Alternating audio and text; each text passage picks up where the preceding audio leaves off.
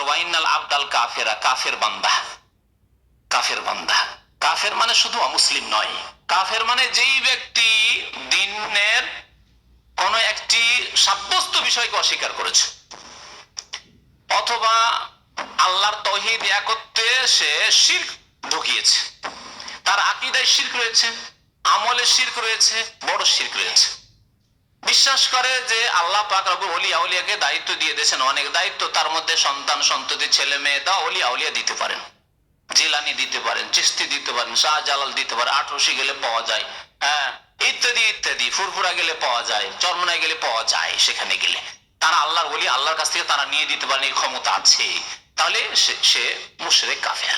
কারণ আল্লাহর ক্ষমতা মানুষকে দিয়ে দিল। আগেই বলেছি মত সবার হয়েছে এবং সবার হবে, এবং সবার সম্পর্কে আল্লাহ বলছেন আমওয়াতুন গায়রু আহইয়া, যাদেরকে ডেকে থাকা আহ্বান করো এবং যাদের কাছে আশা করো যে তারা কিছু দিতে পারবে, আমওয়াত এরা মৃত, আল্লাহ কোরআন কারীমে বলছেন। গায়রু আহইয়া এরা জীবিত নয়, এদের হায়াত নেই। ওমা ইয়াশুরুন আইয়ানা ইউবাসুন, আর তারা জানেও না যে কখন তাদেরকে উঠানো হবে। আরে তাদেরই খবর নাই, জিলানিকে খবর নাই যে কখন কিয়ামত হবে আর কখন উঠতে হবে, আল্লাহর আদেশ হবে, কখন সিংহায় ফুৎকার দেবেন ইসরাফিল আলাইহিস সালাতু ওয়াস সালাম।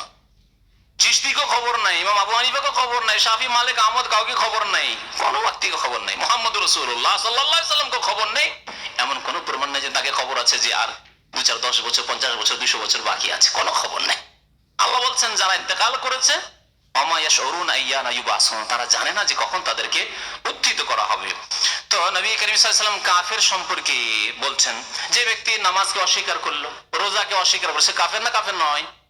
যে বলবে যে তোমরা না হয় খেতে পাও না, তোমাদের ঘরে খেতে নেই, সেই জন্য রোজা রাখছো, হ্যাঁ আমি কেন রোজা রাখবো? সে মুসলমান, নামাজ পড়ে মুসলমান হবে না, কারণ সে শরীয়তের যদি সাধারণ ব্যাপার যেটা হাদিস দ্বারা সাব্যস্ত তা যদি নিয়ে ঠাট্টা বিদ্রুপ করে, সেটা হচ্ছে কুফরি, সে কাফের। জি, কেউ যদি দাঁড়িয়ে নিয়ে ঠাট্টা করে সে কাফের, মুসলমান নাই। দাঁড়িয়ে নিয়ে যদি ঠাট্টা করে, আমি দেখেছি, আল্লাহু আকবার বলতে হয় না, এইরকম লোক, এটি কাফেরদের হিন্দু বলতে পারে, ইহুদি খ্রিস্টান বলতে পারে, ইসলামের শত্রু, কিন্তু মুসলমান যদি কেউ বলে যে দাড়ি দেখে বকরির মতো লাগছে, বুড়ি বকরির মতো লাগছে, যদি এইরকম কথা যদি কেউ বলে, থাকবে ঈমান? নারী এত দূর যায় না, আজকাল অনেক মুসলমান দাড়ি জঙ্গল, সেই যুগে না পয়সা ছিল না, সেই জন্য সেভ করতো, তারা পয়সা ছিল না, পয়সার অভাব ছিল, পেটে কে দেবে তো না, আবার সেভ কোথা থেকে করবে, আমাদের অভাব আছে এই জন্য সেভ করছি আমরা, তাহলে কুফরি হয়ে যাবে। আপনি রাখতে পারছেন না আপনার একটি ত্রুটি, কিন্তু এই ত্রুটিকে স্বীকার করেন আমার এই ত্রুটি রয়েছে, কিন্তু যদি বলেন যে আমার পয়সা আছে, কারো পয়সা নেই, সে রাখুক। কুরবানি সম্পর্কে ইন্টারনেটে বাংলাদেশের এক নামে মুসলমান মুরতাদ কাফের, সে লিখেছে যে বাংলাদেশে এতগুলি যে কুরবানি হচ্ছে, এগুলি কি ধন সম্পদের টাকা পয়সার অপচয় নয়? দেশের অর্থনীতিকে ধ্বংস করা নয়? কোটি কোটি টাকার গরু জমাই হচ্ছে, এতে অর্থনীতি ধ্বংস হয় না? এই কথা লিখেছে ইন্টারনেট, নাম মুসলমান, তার কাফের মুরতাদ।